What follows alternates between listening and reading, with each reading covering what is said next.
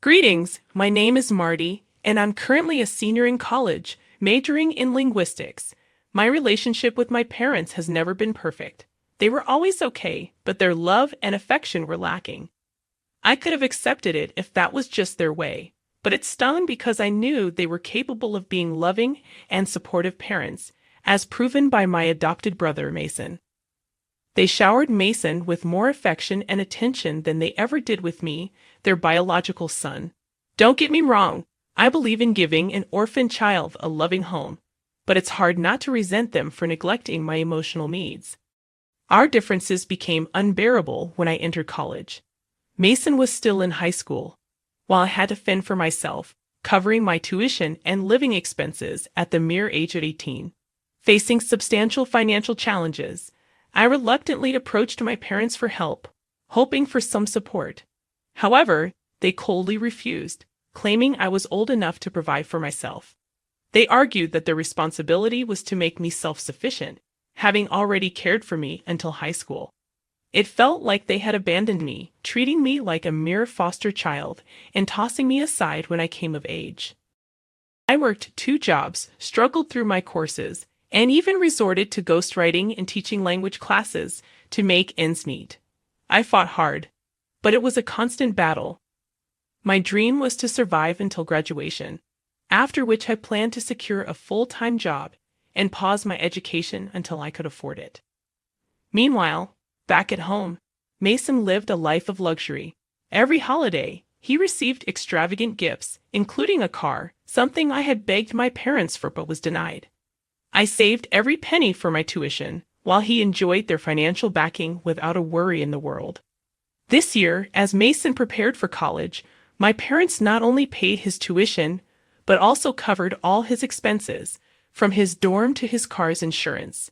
The disparity between their treatment of us was a harsh blow. I couldn't bear it any longer.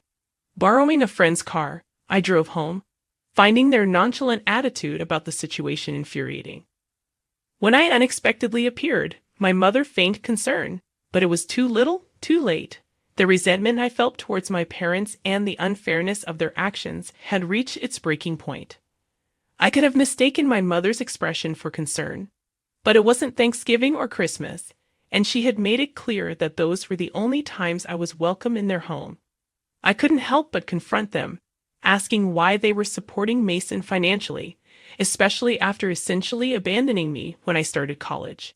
My dad grew tense but explained that Mason's major was in music, a difficult field to find stable work in initially. They felt compelled to assist him. I had worked odd jobs and waited tables to put food on my table, majoring in linguistics. Their excuse felt hollow. That night, I told my parents that they needn't worry about setting another plate for me. They could give everything to the son they loved more. Walking away, I was crushed, unable to comprehend why they never loved me. My resentment towards Mason grew. I recalled moments when my parents had showered me with attention, taking me out to play, and my mom cooking my favorite breakfast. Then they brought Mason home, and my life changed. I resented them for adopting an orphan boy and leaving me to fend for myself. After struggling through college and years of hard work, I finally achieved the financial stability I craved. I graduated, got a car, paid my rent in advance, and saved some money. Life was tough, but it was finally good. Karma was cruel, but it also had a way of balancing things out. 3 years later, Mason called me in the middle of the night, begging me to pick him up from California while I lived in Chicago. Reluctantly, I agreed, sensing fear and sickness in his voice. When I arrived, I found him in a pitiful state, unkempt, soaked from the rain, and his eyes bloodshot. As he hugged me and began crying, I knew what was coming. He was begging for money. Despite my hatred for him, his desperation almost evoked pity, but I steeled myself against it. I asked him to explain his homeless situation, but all he did was plead for money, claiming he owed it to someone who would kill him if he didn't repay. I had neither the time nor the money for this, but he was still my brother. I couldn't just abandon him. We grew up together. I had known him since he was just 3 months old. Despite my frustration, I decided to take him to my place, hoping we could discuss his situation there. He fell asleep within 15 minutes of the drive. I ended up driving him to my parents' house. The journey took about 40 minutes from Chicago. I felt it was necessary for my parents to see the result of all the money they had poured into Mason. Perhaps it was a move of both concern and retribution, but deep down, I knew I was wrong too. Upon my arrival at my parents' house around 2 in the morning, I was nervous. The last time I had spoken to them was when I confronted them about their parenting.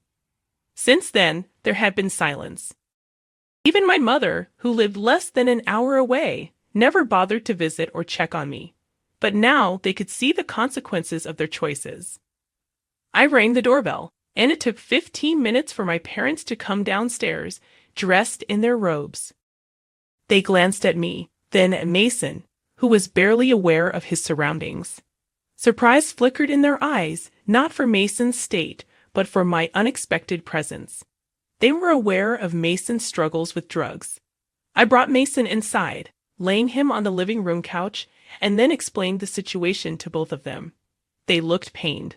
I was about to leave when my mother stopped me, insisting I stay for some coffee. Despite the palpable tension, I decided to stay, compelled by a desire to understand the complexities of the situation with Mason. We sat at the kitchen table, and my mom began explaining the situation. Apparently, Mason had dropped out of college, and a year later, he joined some trouble, or rather, trouble caught up with him. The authorities called Dad, informing him that Mason had damaged campus property and had to pay for it. My dad did pay, but he was deeply disappointed. He confronted Mason, urging him to come home and enroll in a community college, at least completing his education before finding work. However, Mason refused and tried to sever ties. Then, the worst happened. Some thugs came to our house, threatening my dad that they would harm Mason if their money wasn't returned. Dad paid them off, attempting to bring Mason home, but he fled. 2 days later, they found him in California, where he had fallen into drugs.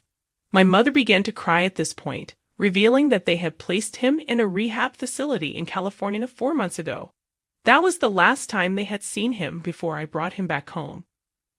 I had no immediate solution to offer, so I left, but I can't deny that I felt a strange sense of relief when both my parents hugged me and invited me to dinner this Thanksgiving. I wondered if I was wrong for feeling a twisted sense of joy over my brother's downfall. Not the whole. I wouldn't even blame your brother. It's your parents who are at fault. They've driven a wedge between their sons due to their misguided parenting. You helped your brother, which shows you're a good person. Well, your brother's life is in ruins, and you're happy that your mother wants to invite you for dinner. It might seem petty and mean, but I'd say you're not the whole if you can't understand the concept of empathy. My dad and stepmom have way too many kids, and I, a 15-year-old female, have a biological sister who is 13. We also have 7 adopted siblings, 3 boys and 4 girls, most of whom have some issues. Living with them is like walking on eggshells. This story centers on Abby, the oldest of the adopted kids at 15. They just took Abby in a few months ago, and they're in the process of adopting her. Before Abby, my dad and stepmom claimed they were done fostering and adopting kids. However, they made an exception because 2 of the girls they adopted 3 years ago are Abby's biological sisters. I have to say, Abby is probably the most challenging among the adopted kids. She doesn't talk much when we're all together. She just sits next to my stepmom or one of the nannies. She's also quite possessive about her things. For instance, if she has a pack of cookies and I'd eat one, she won't touch them anymore and will look for something else to eat. The same goes for video games. She enjoys playing Minecraft and will let us join her. But if we mess with anything she's built, the entire world becomes ruined for her. To address her eating habits, my dad and stepmom put a snack bar in Abby's room because there are days when she won't leave her room and sometimes won't allow anyone in. They hope this will encourage her to eat on those days. I once checked out Abby's room when she was in therapy and noticed she had a stash of really good snacks in there. She's also a music enthusiast and owns a collection of headphones, including AirPods Pro, AirPods Max, two different kinds of Bose headphones, and another kind that I can't identify. Abby came with one of the Bose headphones, but the rest were gifts for my dad, stepmom, and their family. She's constantly obsessed with having her headphones on and ensures they're always charged. One day, Abby, my stepmom, and my sister were hanging out in my dad's room. I needed headphones but couldn't find mine, so I ventured into Abby's strictly off-limits room, an area accessible only to my stepmom and one of the nannies. I borrowed her AirPods Max and grabbed a fruit roll-up and a bag of cookies from her snack bar. I intended to charge the headphones and return them once I was done using them. When Abby discovered someone had been in her room, she threw a tantrum. It took my stepmom and the nanny the entire day to calm her down. They eventually found out I had entered her room and tried to reprimand me.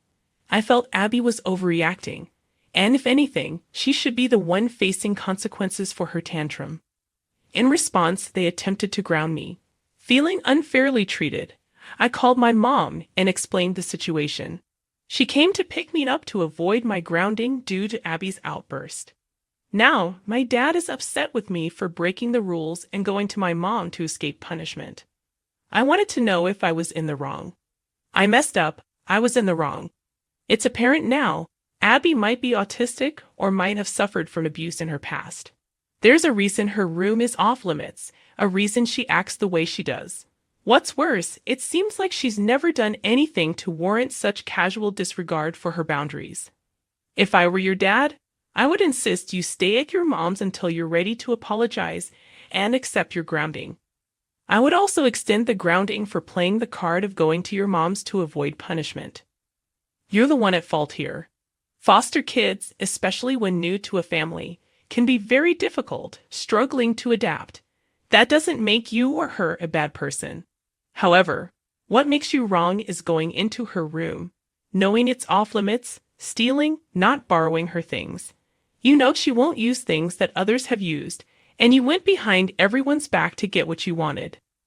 Shifting gears, my mother passed away last year, and we're nearing the end of the legal process in just a few weeks. Over the past 6 months, my husband has been eyeing a range of things that, on a regular day, we definitely cannot afford. Normally, he'd have to use credit or save for weeks or even months. It's fine to wish for things or work towards treats, but he hasn't made an effort to save for these costly purchases. Instead, he's been pressuring me for updates on the legal process and asking how much longer it'll take. I've given him very little to no information because, at this point, things could still change significantly. Creditors might emerge, claiming money is owed, and so on. He's not the most responsible person with money. I've managed our finances full-time for the past 3 years because he has a history of sabotaging our financial goals and blowing our budgets. My plan is to use half of my inheritance to move our family into a house. I intend to save 40% to help my children in the future for their graduations, college, trips, or their first cars, and maintain a small emergency fund. This was something we couldn't do before because my husband kept giving money to the side of the family, depleting our accounts and leading us to homelessness 3 separate times. I understand the importance of helping family, but it's difficult for me to grasp the idea of allowing my 3 children and wife to become homeless just because an adult family member can't be responsible enough to pay their own bills or stay out of legal trouble. I fear waking up one day to find out that every cent of my inheritance has been spent behind my back. I would like to open an account in my name and proceed with the plan I mentioned earlier.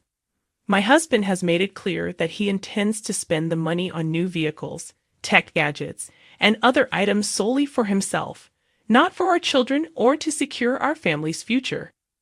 When I discuss investing or saving for our children's future, he dismisses it, claiming life is too short for such considerations.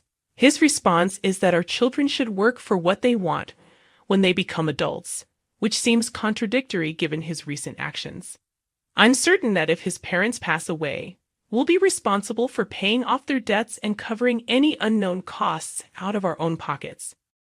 Financially speaking, I started my marriage completely debt-free, and I've worked hard for years to help my husband achieve the same status.